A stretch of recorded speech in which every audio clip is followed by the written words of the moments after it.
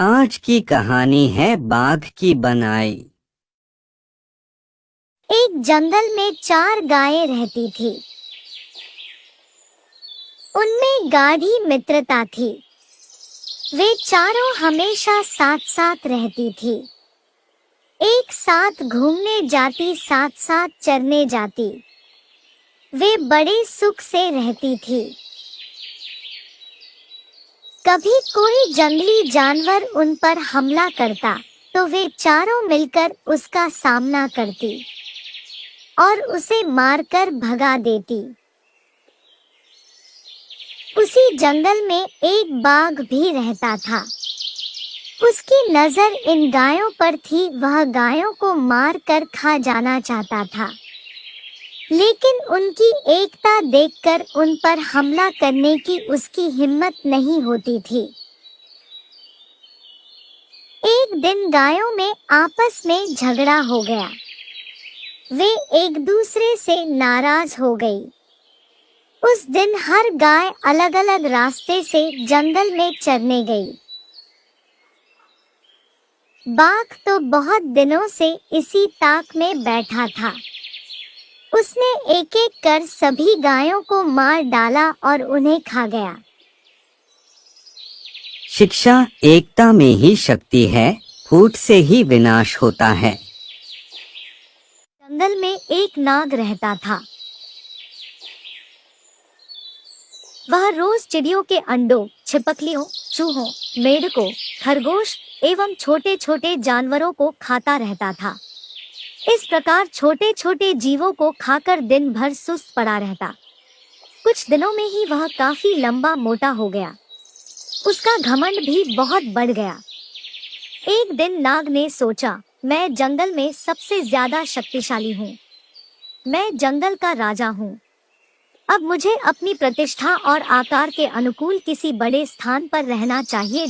यह सोचकर उसने अपने रहने के लिए विशाल पेड़ का चुनाव किया। पेड़ के पास चींटियों का एक बिल था। वहां ढेर सारे मिट्टी के छोटे छोटे कण जमा थे। नाग ने कहा, यह बवाल मुझे पसंद नहीं। यह गंदगी यहाँ नहीं रहनी चाहिए। वह गुस्से से बिल के पास गया और उसने चींटियों से कहा, मैं नागराज हूँ, इस जंगल का राजा। मैं आदेश देता हूँ कि जल्द से जल्द इस कूड़े को यहाँ से हटाओ और चलती बनो। नागराज को देखकर अन्य जानवर थर-थर कांपने लगे, पर नन्ही चींटियों पर उसकी धौंस का कोई असर नहीं पड़ा। अब नाग का गुस्सा बहुत बढ़ गया। उसने अपनी पूंछ से बिल पर कोड़े की तरह जोर से प्रहार किया। इससे चींटियों को बहुत क्रोध आया। क्षण भर में 1000 चींटियां बिल से निकलकर बाहर आ गई। वे नाग के शरीर पर चढ़कर उसे काटने लगी। नागराज को लगा जैसे उसके शरीर में एक साथ हजारों कांटे चुभ रहे हों। वह असह्य वेदना से विह्वल हो उठा। असंख्य चींटियों से वह घिर गया था। उनसे छुटकारा पाने के लिए वह छटपटाने लगा, मगर इससे कोई फायदा नहीं हुआ। कुछ देर तक वह इसी तरह संघर्ष करता रहा, पर बाद में अत्यधिक पीड़ा से उसकी जान निकल गई। शिक्षा किसी को छोटा नहीं समझना चाहिए, व्यर्थ के घमंड से विनाश हो जाता है। अरे कितना सुंदर जंगल है, कितना हरा भरा है और कितना अच्छा लग रहा है। अगर यहाँ पर धरती फट जाए तो क्या होगा? हिरन ये बात सोच रहा होता है। थोड़ी ही देर बाद वहां पर जोरों से आवाज आती है। आवाज सुनकर हिरन भागता है। भागो भागो, धरती फट गई है, धरती फट गई है, भागो यहाँ से, भागो। अरे सुनो भाई, क्या बात है, कहाँ भागे जा रहे हो? अरे भाई जल्दी से भागो, यहाँ पर धरती फट गई है, तुम भी मेरे साथ भागो। उसकी बात सुनकर दूसरा हिरन भी उसके साथ भागता है। भागो भागो।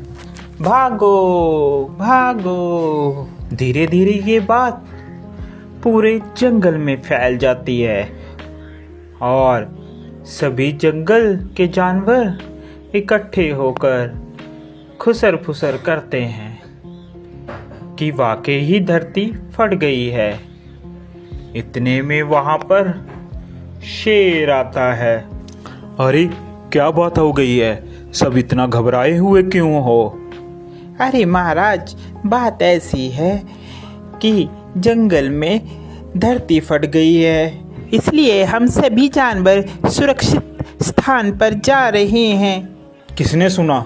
सभी जानवर एक एक कर सभी एक दूसरे के ऊपर इल्ज़ाम लगा रहे थे कि उसने कहा, उसने कहा, उसने कहा। लास्ट में बात हिरन पर आती है। हिरन से पूछा जाता है कि कहाँ पर?